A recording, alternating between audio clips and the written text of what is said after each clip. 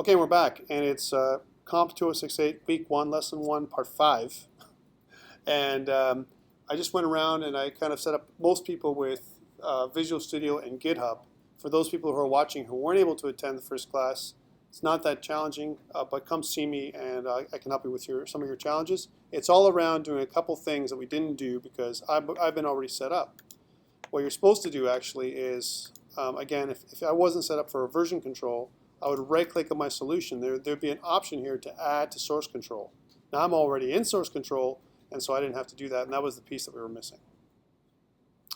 As well as inside GitHub, if I go to Team Explorer and to GitHub, there's also a settings piece that tells you what your settings are for GitHub, right? Well, that's the kind of stuff that you need to put in for yourself. Okay? Okay, so we're together now. We've set up our index.html file. Let's do a couple other changes together before we finish off for the day. Okay, next change that we're going to make. Right? So we've added our index file. This is all cool. But you know what? One of the problems when we start structuring our application, and I'm going to ask you, this is one thing I'm going to judge you on when I'm looking at your files, is how does this guy or girl, there's no girls in the class, how does this guy structure his folders and files, right? So folder and file structure is really important when you're creating an application. So I'm going to say right-click on your web app, on your app here, and go to Add, and say Add New Folder. Now the thing is, I'm going to put in my new folder. My first one's going to be called CSS. This is where I'm going to house all my CSS files, my style sheets, right? Now you might think, hold on, what if I made all the changes outside of Visual Studio? And would it take on the Visual Studio side? And the answer is no, right? Because there's a manifest that keeps track of all the changes, all the files that are part of Visual Studio. So don't just think it's purely like I can change it over here outside of Visual Studio in like File Explorer, and it's going to show up in Visual Studio. It will not, right? You have to make these changes here physically in Visual Studio. So CSS, I got to add that in.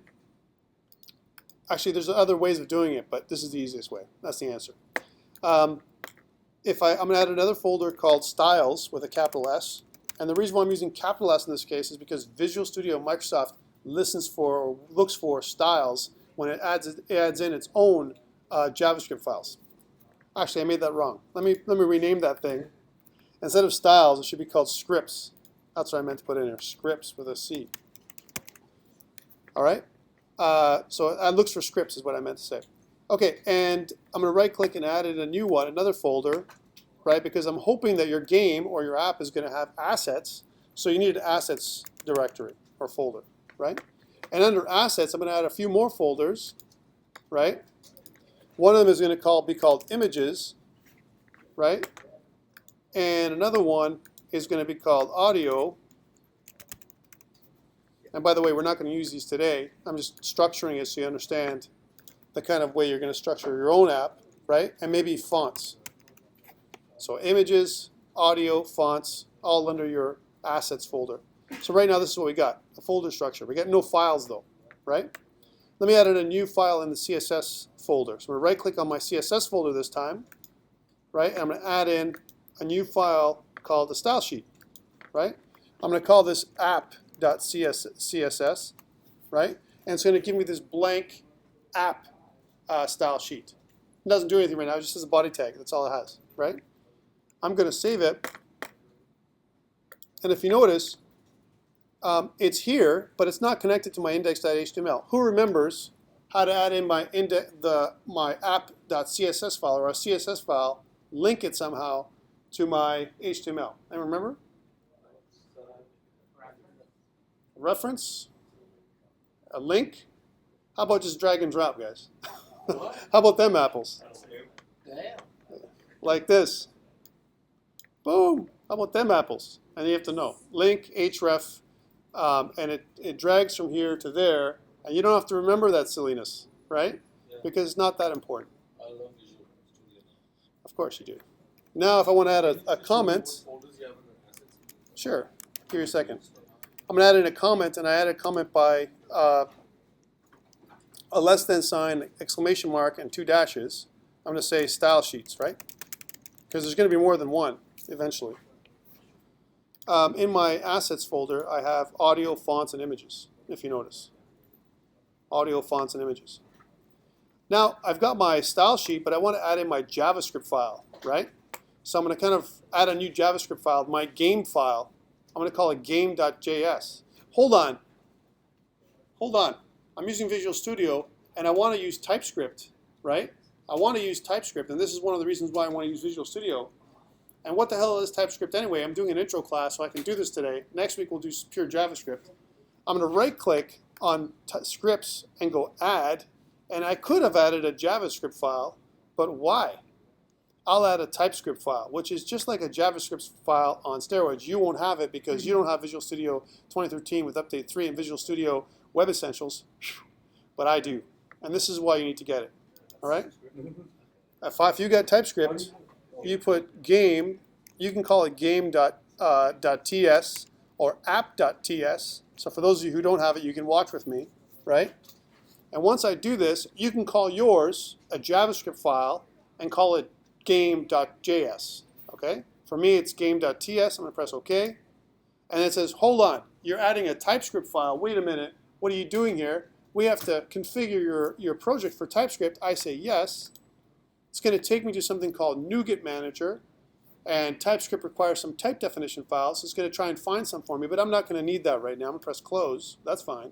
And if you notice, it opens up this blank file, an editor, and I have two sides of it. I have this side, which is the JavaScript side, and I have this side, which is my TypeScript side, right? Now remember I said that JavaScript with TypeScript transcompiles, like trans-warp drive, man, Star Trek, right? It transcompiles from TypeScript into JavaScript automatically when you save, right?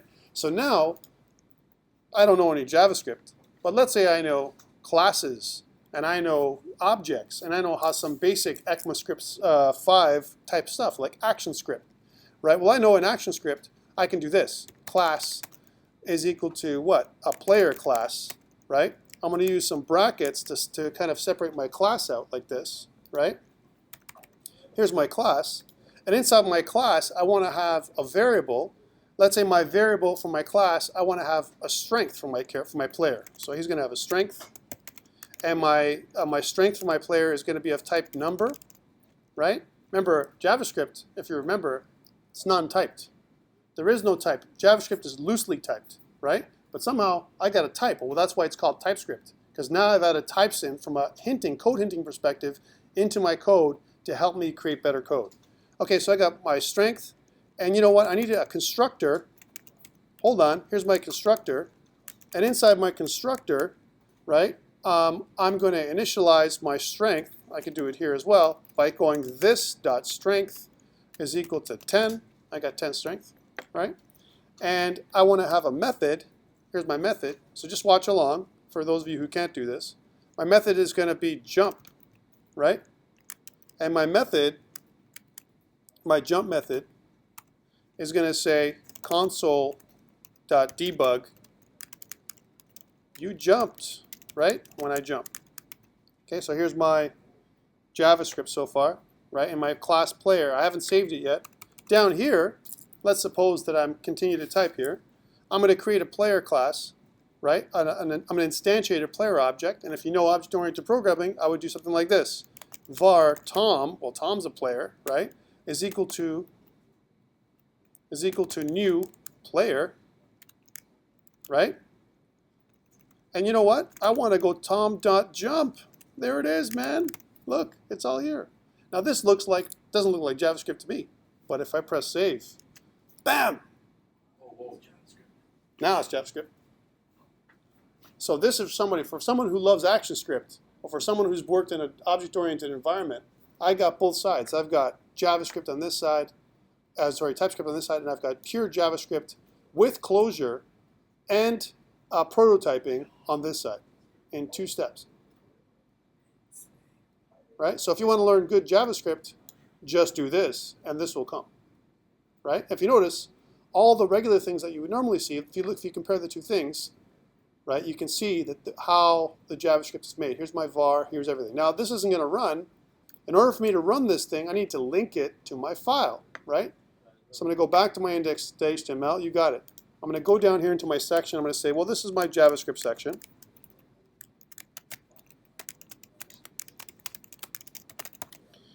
And I'm going to drag and drop in here. I'm going to throw in my game.ts, right? Which in your case might be game.js. But I'm going to drag it in here, and bam, it becomes game.js because I don't care, because TypeScript doesn't compile, right? It doesn't get interpreted by the browser, but JavaScript does, and I have a JavaScript piece to it. And that's the piece that's going to link in, not the TypeScript piece. Now, for me to do that, that's the first thing. And the next thing I need to do is I need to call this function. I mean, if I run this, I need to be able to call this thing somehow. Well, guess what? In my game.ts, I don't have something that this var tom is being called into, but I could do something like this. I could create a function, right? And this is very, I don't know, I'm going to call this function main, like you see in many other kind of programming languages, right? I'm going to save this thing. And inside the body of my inside my body tag, I'm going to say onload, right? I'm going to call main, right? And when I do that, bam, I'm going to have my JavaScript working nicely, right? So I'm going to press play on this Google Chrome bar, right? And if you notice, I can choose on the top here, I can choose Google Chrome, Internet Explorer, whatever I want, other options, or I can choose more than one if I want both of them to launch at the same time here in my debugger. That's what this thing is, right? I press play. What Visual Studio does is it runs a little version of IIS in the background, right? So a mini version of Internet Information Server on the back end, right? So it's a little server, so you don't need a little server. It does it all for you. And now, well, there's nothing here. Well, yeah, because I didn't print anything. I didn't type anything. But if I go to my hamburger here, right, and I scroll down to more tools, and I go into JavaScript console, right, you jump, baby. You jumped, right? So I know it worked. I know I was able to access it because I'm able to come out with it from a JavaScript console perspective. It came out. I know this is the way I'm going to be debugging for the next 14 weeks with you. I'm going to be doing all in Google Chrome. And this is how we're going to be doing it. Okay, this is all fine and good, and this is kind of a preview. But you know what? What I really do want to do is I need to remember that when I'm going through here, the reason why I'm getting to do version control is I want you to version your code as you go. I don't want you to do things as an afterthought. I want you to be, as you're developing your stuff, I want you to throw it up on GitHub all the time as you're going. Well, how do we do this kind of thing? Well, I'm going to go back into Solution Explorer, go back into, I got to stop debugging. That's the first piece. Go into Team Explorer, go into Home, go into Changes, and I have all these changes to commit. And if you notice, I have one untracked file. I'm going to add that in too, right? And then in here, I'm going to say added basic structure for TypeScript, or whatever else you want to add in here to kind of name your commit or your snapshot. So there it is. I've done that. Go back into Home, go back into Unsync Commits, and sync. And once I've got that, and I go back into my thing over here, and I'm going to go back into my thing, and here I go. I got it all, right? I got my scripts, and inside my script I got two scripts, the game.js script and the game.ts script, one that transcompiles into the other. Right? So that's your workflow. Your workflow should be, I do stuff in TypeScript, we're going to get there, transcompile things into JavaScript, throw it up on GitHub when I do my milestones, every time I do a milestone, so that way if something happens, you can always go back. You can always step back a step and uncommit, or revert is what it's called, right? So you can never lose your files. So I don't want to hear, Tom, my dog ate my laptop, right? Because it won't be an excuse, because if you use some kind of version control, it doesn't have to be GitHub, it doesn't matter, right? I should be able to go into there anytime and see your files, yeah.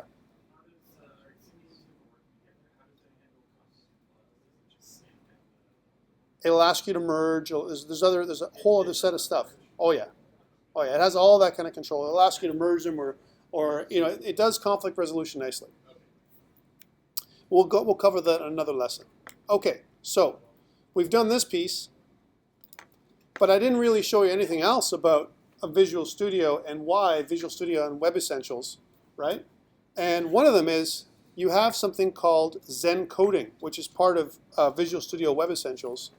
And normally, if I do some HTML code, I do this, right? I go div tag, right? And then I got in my div tag, I got to put a header tag, and I got to say, hey, this is my heading, my first heading or headline, and then inside here maybe I want to put a p tag, right? And in my p tag I'm going to say something like, this is my first paragraph, right? And maybe I'm going to have some kind of images and so on. Well, that's really long. And what if I want to add some placeholder text? And what if I want to be able to, I don't know, lay out my text a little better? Well, what Visual Studio Zen Coding allows you to do is do this. Instead of this, I can just do this, div, right? And inside my div tag, I can specify an ID. So my ID is header. And then inside my div tag, I'm going to have an h1 tag. And inside my h1 tag, it says this is my first headline. And then beside that, I want to have a p tag, right? And you know what? Inside the p tag, I want to have something called lorem text, lorem 50. If I do that, it's bam, right? And I've got a whole stuff done with 2 seconds, right? So this is called Zen coding. But if you don't want to use Visual Studio, and because you hate Microsoft, or you just don't like Visual Studio, you don't want to do what I'm doing, you could use something called Emmet, which is brother sister to Zen coding. In fact, it's the next version of Zen coding. So if I wanted to use Emmet, well, Emmet supports multiple IDEs. And I haven't talked about other ones yet, but if I want to click download, Emmet supports Sublime Text, it supports Eclipse Aptana, it supports Brackets, which is a very good browser, IDE and so on. These days, NetBeans and so on, Dreamweaver. And so the same Zen coding that I'm doing today, it's supported over in these other platforms. 2 things to say about TypeScript before I end for the day. TypeScript is nicely supported in Visual Studio, and that's why I'm getting you to do Visual Studio 2013 with Web Essentials, right? I'm saying it over and over again. But if you wanted to use TypeScript in Sublime or Brackets, and you wanted to do that stuff outside of Visual Studio, because remember, we're doing web design in some ways, right? You don't have to use Visual Studio. You can use Brackets or Sublime Text or Aptana to use TypeScript. The challenge is that TypeScript isn't as clean and doesn't give you as nice IntelliSense as the Visual Studio environment. But you could, if you really wanted to. If you didn't want to use Visual Studio, you could do TypeScript in other environments. On TypeScript, before I go, one last note. If I want to learn TypeScript, I can go to typescriptlang.org. It's probably the best place for you to learn TypeScript. And we're going to be going back and forth to this from an API documentation perspective, right? Here, you can do a couple things. You can play. So you can actually try out your TypeScript right here live and run it, right? So here's my TypeScript, and I can press run, and then it'll kind of, okay. It's supposed to kind of do it on this side. There it is. Here it is. So if you notice, it does it on both sides. So you can check it out. Even if you don't have TypeScript locally right now, you can check out classes here online, and you can paste this whole thing in the JavaScript side. All right. So that's definitely another way you could do it by going up to TypeScript, www.typescriptlang.org. If you're never going to get Visual Studio 2013 with Web Essentials, right? So this is another way to do it. And one more thing. So this is cool. This is where you would do it. If you wanted to learn how to do this stuff, you can go handbook, and in the handbook it tells you exactly how to do it all, how to put together your TypeScript, how it works, and all that kind of stuff. All right, we did a poll earlier. I'm going to do one more poll, and then I'm going to let you go. So here's my last poll. And let's see if you guys are, I'll leave you with this note here. Okay, so if you've already signed up, you can, but go to learn, text learn to 37607 to sign up again. And if you've already signed up, the question is, semicolons are required to terminate every JavaScript statement, true or false? It's a trick question. I say false. I see a false coming up. I got a couple of falses. So you don't need semicolons? I don't understand. Why not? Does anyone say true? No, so far. Oh, I got a true. I got a true. I got a couple truths.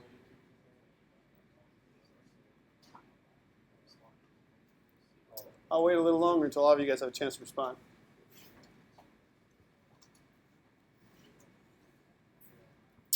Rob, why aren't semicolons required? Are they required? Why is it no? I don't remember the real language. I remember like JavaScript. It's a script language. And because it's in a browser, JavaScript by itself, if you miss a semicolon, it's going to run. Right? Is it the right thing to do, though? No. Just because it runs doesn't mean it's okay. And that's why we use TypeScript, because TypeScript will go, meh, there's an error. You missed something. You missed a semicolon. Right? And it won't allow you to go on, won't allow you to build and compile your code, right, unless it's error-free. Right? And that's why this is a trick question, because really, it should be required. It should be true. But right now, in this current standard, ECMAScript 5, it's not required. Okay? And that's it for me, guys. I'll see you guys next week. Again, next week we'll do pure JavaScript, and we'll go from there. Are you going to put this video on platform? It's going to be on YouTube. It's going to be up on YouTube.